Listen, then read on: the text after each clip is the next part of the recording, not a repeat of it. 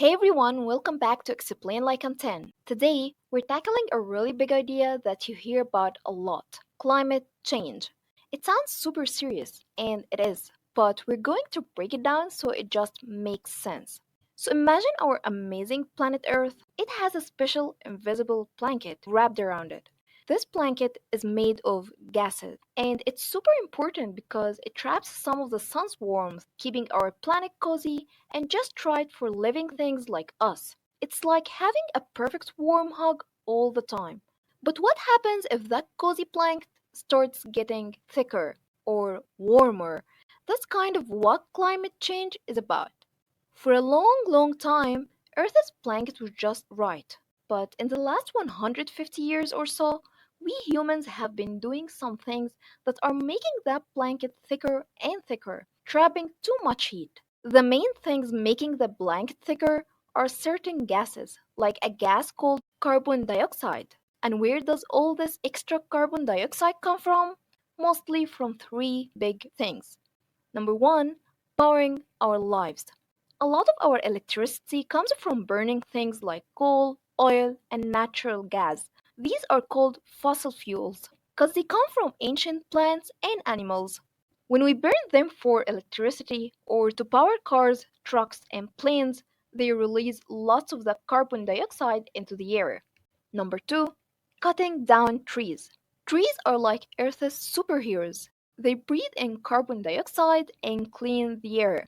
But when we cut down huge forests to make farms or buildings, those trees can't do their job anymore, and the carbon they have stored gets released back into the air. Number three, farming and factories. Some types of farming, especially raising lots of animals like cows, release another warming gas called methane. And some factories that make things like cement or plastic also add to these gases. So imagine putting on layer after layer of warm clothes even when it's sunny outside. That's what we're doing to Earth's blanket. When our planet's blanket gets too thick and traps too much heat, Earth's whole weather system starts to get a bit wacky. It's not just that it gets warmer every single day, it's about big changes over time. The Earth's poles, where it's usually super cold and covered in ice, are melting faster. This means animals like polar bears are losing their homes. When all that ice melts, the water flows into the ocean, and the sea levels start to creep up. This can cause flooding in places where people live near the coast. We then start seeing more extreme weather. This means super hot heat waves, bigger storms with more rain or snow, and sometimes long dry periods called droughts where plants and crops can't grow. The weather isn't just changing, it's getting more intense and unpredictable. Animals and plants are used to a certain kind of weather, and when things change too fast, it's hard for them to find food or their homes disappear, which can be very dangerous for them. This all sounds like a big problem, right? But the good news is we can all do things to help Earth's planet get back to normal. It's like turning down the thermostat if your house gets too hot.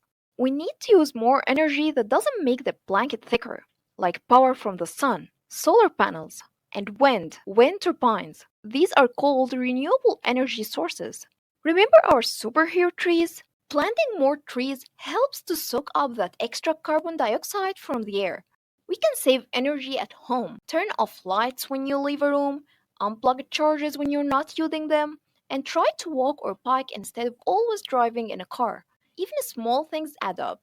Buying less new stuff, reusing things, and recycling properly means fewer factories working overtime and less waste. It's a huge problem, but every little bit of help from everyone makes a difference. And the more we learn, the better we can help.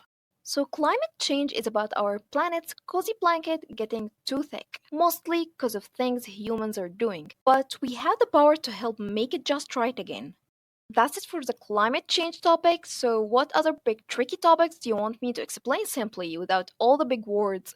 Let me know in the comments below, and don't forget to like this video and subscribe for more clear explanations of big ideas. See you next time!